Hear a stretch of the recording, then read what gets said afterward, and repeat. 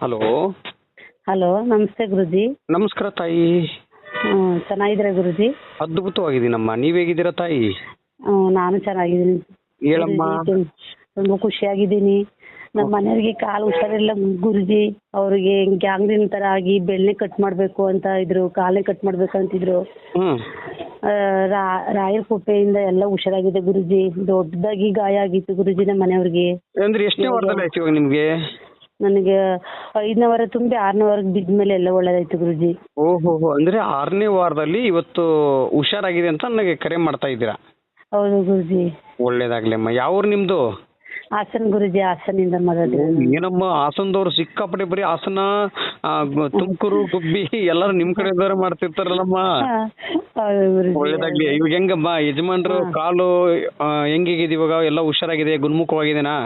ಹ್ಞೂ ಗುರುಜಿ, ಎಲ್ಲ ಚೆನ್ನಾಗಿದೆ ಗುರುಜಿ. ನಾವು ಏನೋ ಹೇಳಿದ್ರಲ್ಲ, ಬೆರಳು ಕಟ್ ಮಾಡ್ತಾ ಏನೋ ಹೇಳಿದ್ರಲ್ಲ? ಬೆರಳ ಕಟ್ ಮಾಡ್ಬೇಕು, ಕಾಲು ಅರ್ಧಕ್ಕೆ ಕಟ್ ಮಾಡ್ಬೇಕು ಅಂದಿದ್ರು ಗುರುಜಿ. ಅಂದ್ರೆ ಕಾಲನ್ನೇ ತೆಗಿಬೇಕು ಅಂದಿದ್ರು ಅವ್ರು, ಅರ್ಧಕ್ಕರ್ಧ ಕಾಲು ತೆಗಿಬೇಕು ಅಂದಿದ್ರು. ಹ್ಞೂ ಗುರುಜಿ. ಹಾ, ಇವಾಗ ಎಲ್ಲ ಹುಷಾರಾಗಿದೆ, ಅವ್ರಿಗೆ ಚೆನ್ನಾಗಿದ್ದಾರೆ. ನೋಡಮ್ಮ, ರಾಯರ್ನ ನಂಬಿ ನಮ್ಗೆ ಒಳ್ಳೇದಾಗಿದೆ. ರಾಯರ್ನ ನಂಬಿ ಒಳ್ಳೇದಾಗಿದೆ. ರಾಯರ್ನ ಭಕ್ತಿಯಿಂದ ಪೂಜೆ ಮಾಡಿದಿರಲ್ಲ ಕಂದ, ಚಿಂತೆ ಮಾಡ್ಬಿಡೆ ಕಂದ ನೀನು.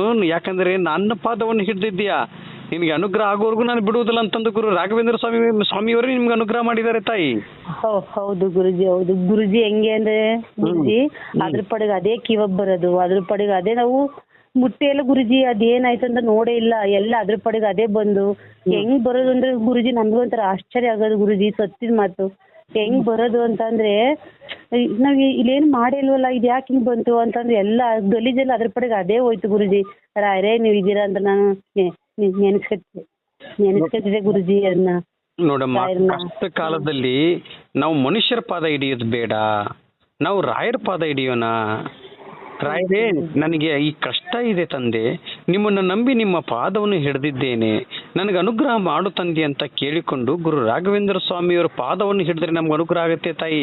ಮನುಷ್ಯರ ಪಾದ ಹಿಡಿಯೋದು ಬೇಡ ನಾವು. ಹೌದು ಗುರುಜಿ. ಇವಾಗ ಏನನ್ಸುತ್ತೆ ನಿಮ್ಗೆ? ತುಂಬಾ ಖುಷಿ ಆಗಿದೆ ಗುರುಜಿ. ನಮ್ ತಂಗಿರೆಲ್ಲ ಮೊನ್ನೆ ನೋಡಕ್ ಬಂದಿದ್ರು.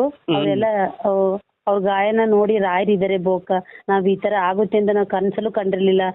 ಇವ್ರು ಬದುಕದೇ ಇಲ್ಲ, ಉಳಿಯೋದೇ ಇಲ್ಲ, ಇವ್ರಷ್ಟೇ ಇವ್ರು ಮುಗಿತಿರ್ ಕತೆ ಅನ್ಕೊಂಡಿದ್ದು.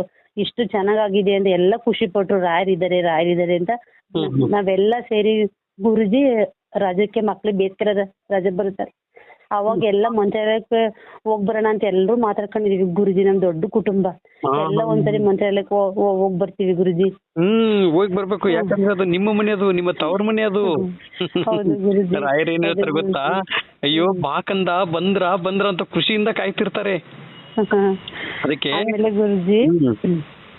ಗುರುಜಿ ನಾನ್ ನಿಮ್ಗೆ ಒಂದ್ಸರಿ ಸ್ಟಾರ್ಟಿಂಗ್ ಫೋನ್ ಮಾಡಿದೆ ನಮ್ ಕಷ್ಟ ಹೇಳ್ಕೊಳಕ್ಕೆ ಅಂತ. ಆ ಗುರುಜಿ ನನಗೂ 3 ತಿಂಗಳಿಂದ ಹೋಗ್ಬೇಕ ಅನ್ಕೊಂಡಿದ್ದೆ, ಓಕೆ ಆಗಿರ್ಲಿಲ್ಲ ಗುರುಜಿ.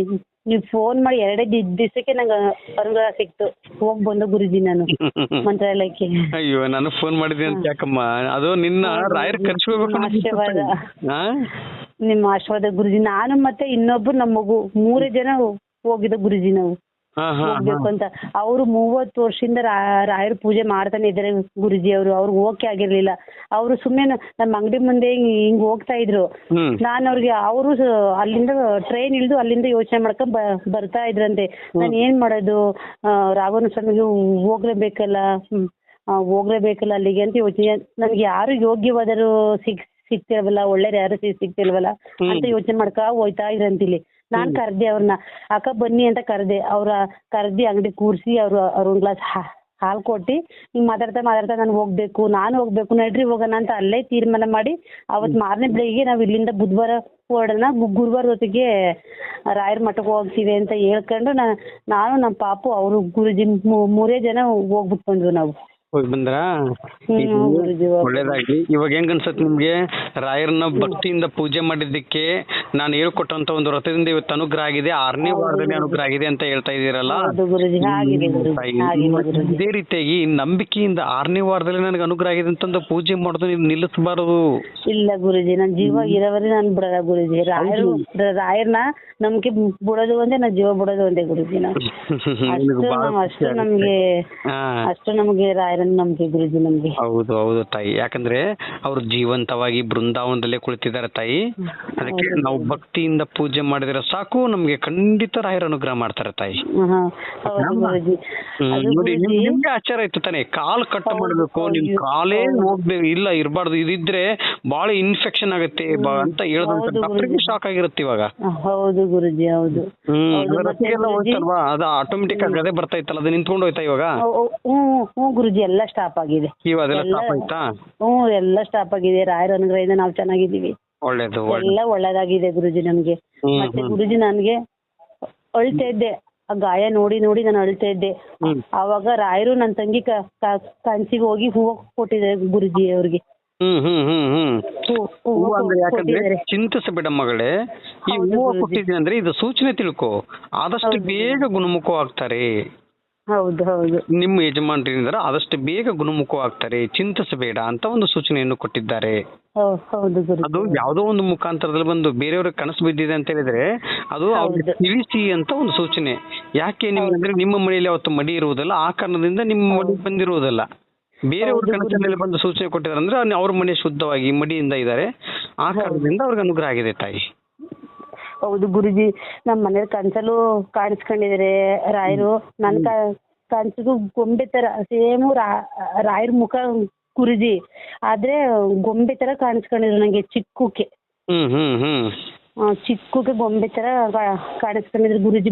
ಮೊದಲನೇ ವಾರದಲ್ಲೇ ನನಗೆ ಕಾಣಿಸ್ಕೊಂಡಿದ್ರು ರಾಯರು. ಓಕೆ ಅಮ್ಮ, ಒಳ್ಳೇದಾಗ್ಲಿ. ನೋಡಿ, ನನಗೆ ಕೇದಾರ್ನಾಥಕ್ಕೆ ಹೋಗ್ತಾ ಇದ್ದೀನಿ, ನಾನು ಹೋಗುವಂತ ಸಂದರ್ಭದಲ್ಲೂ ನನಗೆ ಅನುಗ್ರಹ ಆಗಿದೆ ಅಂತ ನೀವು ನನಗೆ ಕರೆ ಮಾಡ್ತಾ ಇದ್ದಿರಲ್ಲ ತಾಯಿ, ಅದಕ್ಕೆ ನನಗೆ ಬಹಳ ಖುಷಿ ಆಗುತ್ತೆ. ನಮ್ಮ ಮನೆಯವರಿಗೆ ಒಂದು ವಿಚಾರ ಆಯ್ತು ಅಂದ್ರೆ ಗುರುಮುಖವಾದ್ರಲ್ಲ, ನನ್ನ ಮನೆಯವರು, ನಮ್ಮ ತಂದೆನೋ ನಮ್ಮ ಅಣ್ಣನೋ ಇವರು ಗುಣಮುಖವಾದ್ರಲ್ಲ ಅಂತ ನನಗೆ ಬಹಳ ಆನಂದವಾಯ್ತು ತಾಯಿ. ಇದೇ ರೀತಿಯಾಗಿ ಹೆಚ್ಚಿನ ರೀತಿಯಾಗಿ ನಿಮ್ಗೆ ಇನ್ನೂ ಗುರು ರಾಘವೇಂದ್ರ ಸ್ವಾಮಿ ಅವರು ಅನುಗ್ರಹ ಮಾಡ್ಲಿ ಅಂತ ಹೇಳಿ ರಾಯರ ಪಾದವನ್ನು ಹಿಡಿದು ನಾನು ಕೇಳ್ತಾ ಇರ್ತೀನಿ ತಾಯಿ. ಪೂಜ್ಯಾಯ ರಾಘವೇಂದ್ರಾಯ ಸತ್ಯ ಧರ್ಮ ರಥಾಯ ಚ ಭಜತಾಂ ಕಲ್ಪ ವೃಕ್ಷಾಯ ನಮತಾಂ ಕಾಮಧೇನುವೆ. ರಾಯರಿದ್ದಾರೆ, ರಾಯರಿದ್ದಾರೆ, ರಾಯರಿದ್ದಾರೆ ತಾಯಿ.